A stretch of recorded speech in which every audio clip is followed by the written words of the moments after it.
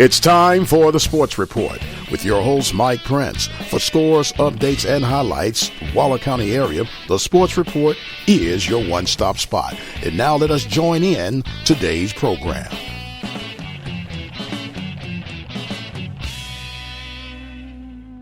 Good morning and welcome to the Monday morning edition of the Sports Report. Mike Prince here with you from the Open Mic Broadcast Network. What a fantastic weekend for Panthers basketball as they were able to perform the sweep on the Jackson State Tigers. We'll get more into that once we return from this break. You're listening to the Sports Report Monday morning, February the 17th, 2014. What if I told you that for $36, you could make a big difference? At $36 a year, you can become a listening partner with the Open Mic Broadcast Network. This annual donation would help us continue the success of our broadcast throughout Waller County. Visit our website at ktorradio.com and become a listening partner today. Serving the community through faith and athletics, the Open Mic Broadcast Network. And welcome back to the Monday morning edition of the Sports Report right here on the Open Mic Broadcast Network. Mike Prince with you. I hope your day is going to be off to a wonderful, fantastic day. And it's a good start that you're listening to us right here at the Sports Report. Well, the men division of the Panthers basketball represented quite well against the Jackson State Tigers on Saturday night with a much closer than anticipated victory.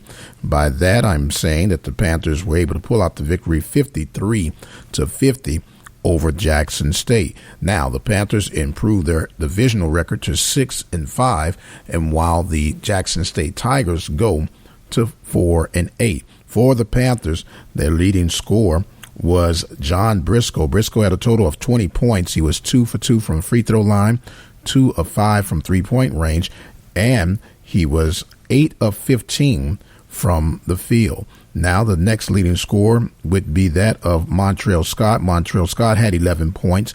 He had a total of 9 rebounds, 5 of 8 from free throw line, 2 of 5 from three-point range, and he was 2 of 6 from the field. Overall, the Panthers struggled a little bit at the free throw line. They were a total of 15 of 34 from the charity stripe, and I was able to catch up with Coach Rimm after the game to get his reflections and assessments of the Panthers' play. So now we'll spin over to hear from Coach Byron Rimm, head coach of the Prairie View Panthers.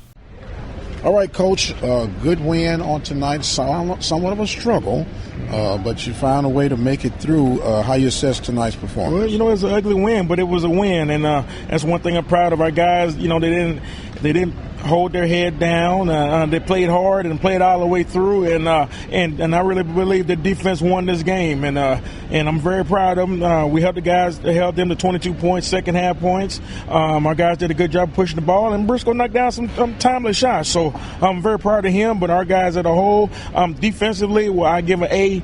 Defensively, offensively, probably like a C-. Now, speaking of defensively, a lot of people, when they watch these sporting events, they always get at the one who makes the three-point or makes the spectacular dunk. But Rasai Jenkins' defensive play has been outstanding these last 3 ball games. Oh, yeah, he's doing a great job, man. His arms are so long. People don't realize, even though he might be 6'7", his arms are almost like a 7-footer. So he's doing a good job, and he's helping DeMondre. Because DeMondre ain't got to wrestle around with them big boys, and he can play. He can guard the power forward, and then he can score on the offensive end. But Rasai is one of our glue guys. He does the little things that people don't want to do and people don't think about. He does a good job of leading the team. He's a senior and he's a winner, so we're going to stick with him and hopefully we'll keep it up. And you got to be pleased with the continued improvement of Kamuchi. I mean, he is developing. You said it early in the season that you're excited about him next season, but he's a little bit ahead of schedule as his development. Would you agree? You know, people don't realize, when you're around somebody and you're a pleasure to coach them and you're a pleasure to be around, it makes life a lot easier. I've been around some guys that were great basketball players, but they just weren't good people. And it almost kind of like depressed you to coach them. But people don't realize how great person he is and how hard he works. I know you've been to practice and you see how hard he works. I mean, he comes during the middle of the daytime and he works hard, and he's I believe a chemistry major, and a biology major, and and he's got A's and B's, and come to class, he never talks back, and he just works so hard. And people don't realize that in basketball, and just being around a good person like that, you want the best for him, and I think the great things are going to happen to him. So, he just keep working hard.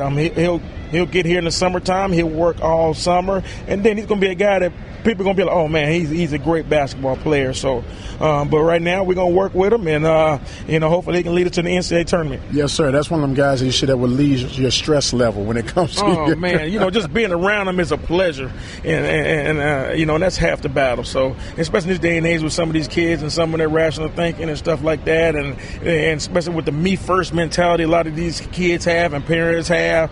So, you got to think about it. He can sit on the bench for 10 games and come in and play hard. He won't pout.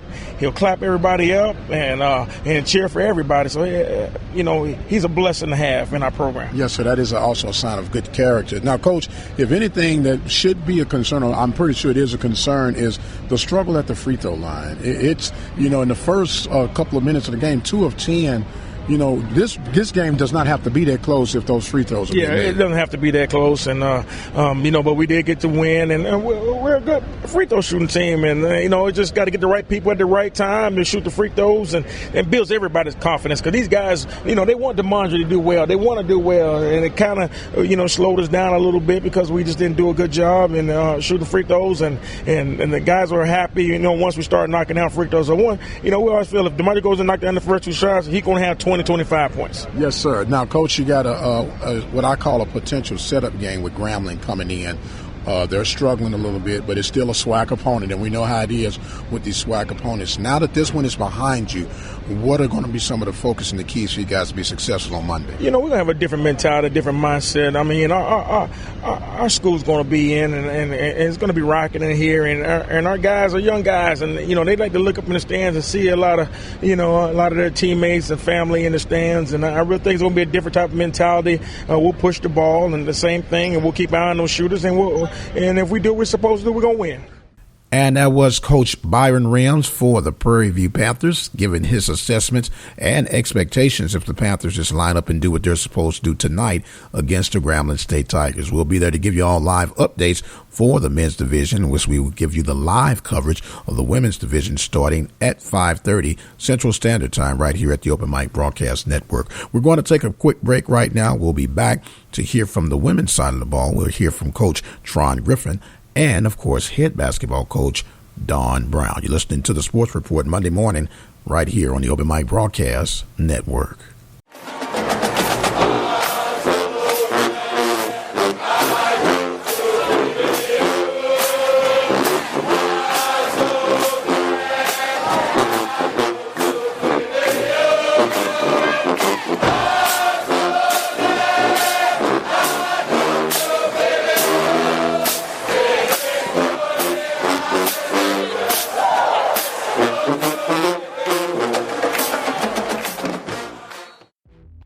It's basketball season, and you know what that means. Fast breaks, slam dunks, block shots, and game-clinching free throws all captured right here on the Open Mic Broadcast Network, the voice of Waller County Athletics. Serving the Waller Bulldogs, the Hempstead Bobcats, the Royal Falcons, and the Prairie View A&M University Panthers. You can catch it all at KTORradio.com or join our listen line at 213-401-0037. And welcome back to the Sports Report. As you heard in the promo, you can catch all of the live action right here on the Open Mic Broadcast Network. We'll be there to give you the game coverage for the Lady Panthers as they will be hosting the Lady Grambling Tigers. That tip-off time is scheduled for 5:30 Central Standard Time. Be sure to come back and check us out right here on the Open Mic Broadcast Network. Well, with the Lady Panthers being victorious on Saturday, they were convincingly victorious over the Lady Jackson Tigers by the score of 92-76. Some strong basketball play by Jeanette Jackson. She had 28 points along with 4 of 5 from the free throw line, 4 of 9 from three-point range, and 10 of 21 from the field. She was assisted by Miss Loran Washington with a total of 24 points. She had a total of 9 of 11 from the free throw line, 1 of 2 from three-point range, and 7 of 9 from the field. We were able to catch up with Coach Tron Griffin, assistant basketball coach for the Lady Panthers. He is now in his second year, and to get his assessment on some of the players that are developing right at the peak time of the SWAC tournament, which is right around the corner. So we'll spin over now and hear from assistant basketball coach Tron Griffin for the Lady Panthers. Right now our girls are peaking, which is always good this time of the year, late in February, getting ready to head into your conference tournament. Of course, just as expected, playing the non-conference schedule that we played, it started off a little rocky there. But one thing that Coach Brown always talks about, and we always talk about every day in practice, is protecting what's in the circle. And in protecting what's in the circle, we always have faith and stay united that, that when our time came that we had to peak and go on a run. That tough loss last Saturday versus TSU really sparked us to have a great week of practice this week to come out and play the way we did tonight. So, we're very proud of the girls for their efforts tonight. Now, with this win, a big win it was over Jackson State, it catapults you over Jackson State, but then there was also a margin of point that goes into your victories too right now, right? Yeah, most definitely. We suffered a heartbreaking loss at Jackson State Place there at the end of January, and a double overtime loss by 1. So with that win tonight, that puts us both at 7-4 in conference, tied up. But of course, that the margin of victory for us tonight is what's going to bring us over the hump. And we're playing well right now. So we're taking everything one game at a time. We got a good Grambling team coming in on Monday that's been playing very well. So like I said, one game at a time. We still got work to do. Now there's still work to do. Not a real strong performance today, but Shamaya Brooks' game has stepped up tremendously. She's still a presence down in the paint, and Jeanette Jackson popping off with 28 points, and then you also had another big outbreak game by Loran Washington with 26 points. These girls, I always told Coach Brown that with Shamaya Brooks, she is going to be the difference maker as you guys get ready for this SWAC tournament. How do you see her coming along from where she started? Shamaya has done an absolutely wonderful job in just buying in. We've been putting in a lot of work, a lot of extra workouts, a lot of footwork, a lot of working on her hands. She's done a great job for us. Right now she's tied with Larissa Scott for 4 double-doubles on the year. So, of course, we're pushing her, and she has some goals she set for herself. She's in the top 100 in the country in blocks, number 2 in blocks in the conference, so she's playing well right now. Tonight, Jackson State actually did a decent job of defending her offensively, and she finished with 11 rebounds, only 4 points, and fouled out, but her presence when she's in there is always great.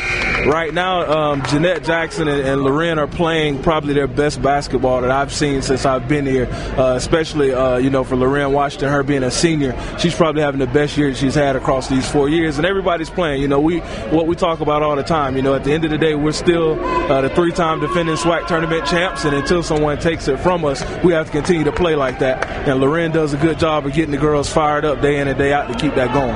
Very good. It was also good to see Larissa Scott back into the swing. How is she as far as her injury status is concerned? Larissa's been practicing probably about 80% of practices, probably about the last week and a half or so. That shoulder injury is one of those things you definitely don't want to re-injure because the setback and the time that it takes to get back. We didn't want to rush it, but we needed her tonight after our post got in foul trouble. She told Coach Brown she was ready to go, and like I said, Coach Brown kept checking on her, and she was able to come in and give us some very, very, very quality, positive minutes. That was assistant basketball coach Tron Griffin of the Lady Panthers. We're going to take a quick break, and we'll be back to hear from head basketball coach Don Brown for the Lady Panthers. You're listening to the Monday morning edition of the Sports Report right here on the Open Mic Broadcast Network. Hey, have you heard the news? You can now listen to the Open Mic Broadcast Network on iHeartRadio. Really? That's tight. How do I do that? All you have to do is go to the iHeartRadio and download the app and search OBN-Radio. Is that it? Wow, even I can do that. It's really that simple. iHeartRadio and the Open Mic Broadcast Network, a winning combination. This broadcast has been made possible by the support of the Prairie View Athletic Club. The Prairie View Athletic Club is a proud supporter of Prairie View A&M University athletics. For more information on becoming a member of the Prairie View Athletic Club, send your email to pvathletic.club@gmail.com. That email address again is pvathletic.club@gmail.com. Prairie View Athletic Club, a proud supporter of Prairie View A&M University athletics.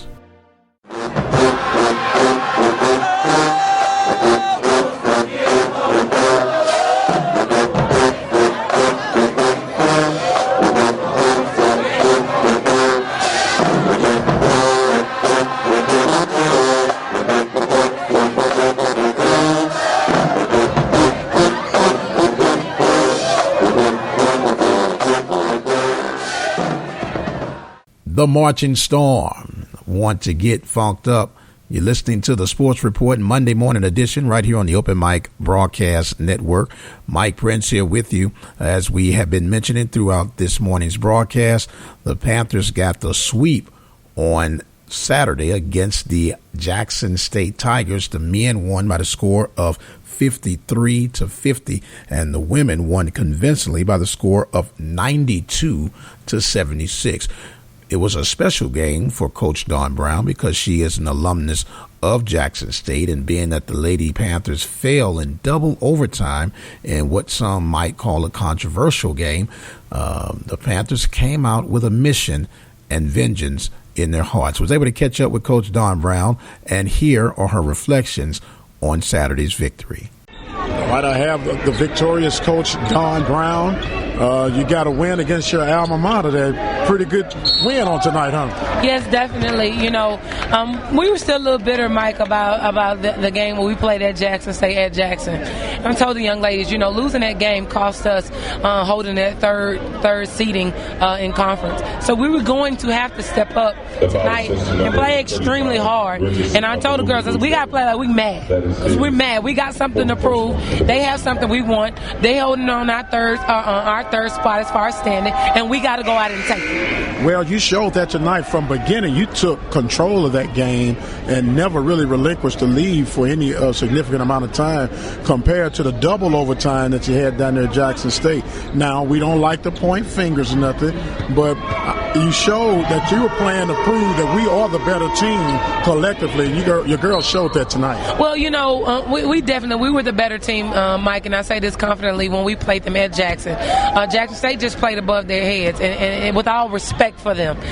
You know, and the reason why I said that is because they hadn't scored 80 points in conference against any other team. The way they shot the three ball against us at Jackson, it was some good shooting. It was some good shooting, and on that night, they were the better team. So, you know, but our girls didn't feel that way. When we came back into the locker room and I told them, so you guys got your head down, you're crying, you know, you got a fist full of tears. I said, the feeling that you had after the Jackson State game, this is your time for the rematch. This is your payback. And you guys got to come out and we got to focus on us. You know, our scout, we focus on Prairie View. We broke down our press. You saw our press the first 20 minutes, and that's what it caused us to be up 20.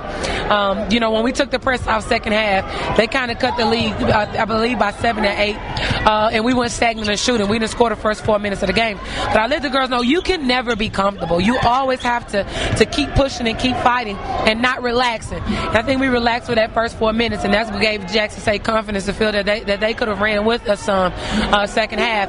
But put our press back out there, and it gave us some looks that we wanted to look, and that's why we were victorious tonight. Another strong performance by Jeanette Jackson and Loran Washington, playing out of their minds right now. And Loran says she wants to go out as a 4-time champion. She says she's playing with a purpose. You can see it in her leadership ability on and off the court, and that's what you really expect out of your seniors, right? Well, that's what I told. That's what I was telling Loran. I said, you know, you're a senior. You have to carry this team. You have been here for the 3 years that we have been successful, and if it's anything that you can do in order to make sure that we stay together and that you can keep your team on one accord, you have to step up and do that. That's the same leadership that we got from Latia Williams going into the tournament, being relentless, not allowing any anything to come in between you and your dreams as far as winning this conference. So, that's one thing that with a kid like Loren, she played so poised tonight to score 24 points. I'm definitely proud of her, and she's been doing a great job. She's been doing a phenomenal job. And well, Coach, as a team, you all have been doing an outstanding job.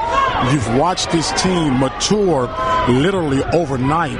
And the talent is one thing, but that comes from good coaching, too, and keeping the vision fresh in the eyes of the weary when they're not really sure how things are going to unfold.